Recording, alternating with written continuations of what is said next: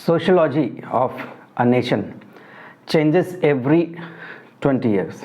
हर 20 साल में किसी भी देश का सामाजिक संरचना बदल जाता है।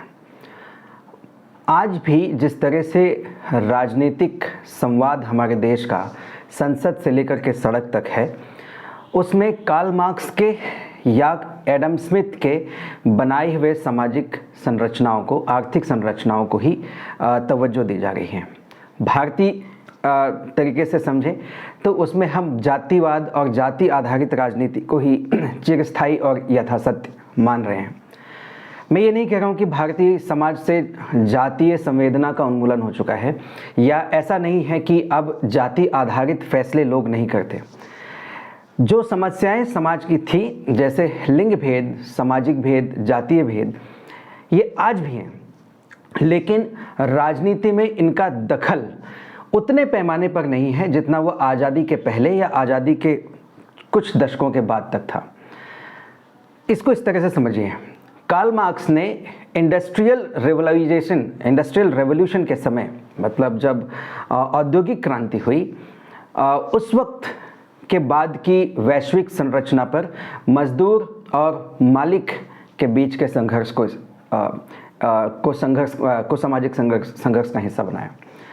यानी कि पूंजी और मजदूर के बीच में टकराव समझाने की कोशिश की।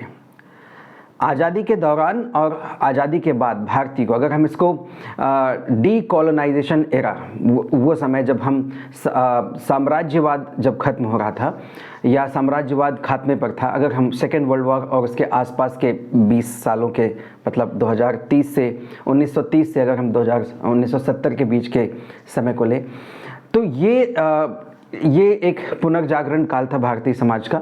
और यहाँ पर जातीय संरचना, जाति आधारित गरीबी और सामाजिक संरचनाओं का एक भारतीय राजनीति में एक दबदबा था। लेकिन सूचना प्रौद्योगिकी के बाद, अगर हम 1996 से लेकर के 2006 के बीच का जो दशक है, इस दशक को अगर हम एक एपिसोड माने, तो इसके बाद से जो शहरी पलायन हुए, जो एजुकेशन में क्रांति आई, जो इंजीनियरिंग, मैनेजमेंट, प्रबंधन के छात्र बढ़े, और जिस तरह से हमारे आपकी निजी ज़िंदगी में भी आईटी का, मोबाइल का और सूचना प्रौद्योगिकी का जो इंटरवेंशन हुआ, उसके बाद से हमारी सोच, हमारे विचार और हमारे फैसले लेने की जो स्ट्रक्चर हैं वो बदल गए। हमें इस तरह से अपनी आज़ादी के बाद की भारतीय विचारधाराओं को अलग अलग हिस्सों में बांटना होगा।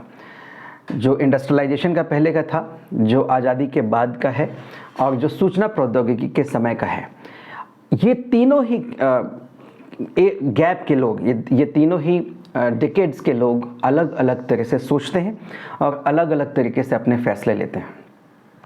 बंद कर दो।